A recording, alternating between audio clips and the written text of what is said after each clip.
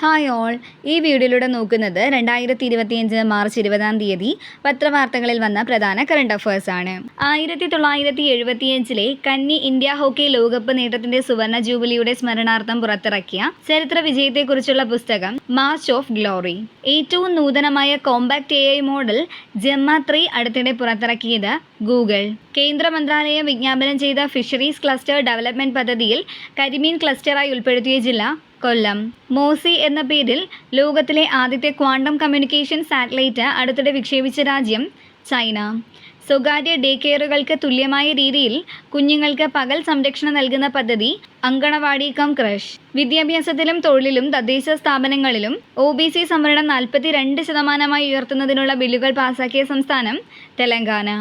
2025 മാർച്ചിൽ 3 വർഷത്തേക്ക് കാലാവധി നീട്ടിക്കിട്ടിയ സംസ്ഥാന പിന്നാക്ക വിഭാഗ commission chairman retired justice G Sasidharan. അന്താരാഷ്ട്ര ലോക സന്തോഷ ദിനം മാർച്ച് 20. ലോക അങ്ങാടിക്കുരുവി ദിനം മാർച്ച് 20. 2025 15ാമത് ഹോക്കി ഇന്ത്യ സീനിയർ വനിതാ ദേശീയ ചാമ്പ്യൻഷിപ്പ് നേടിയത് ജാർഖണ്ഡ്.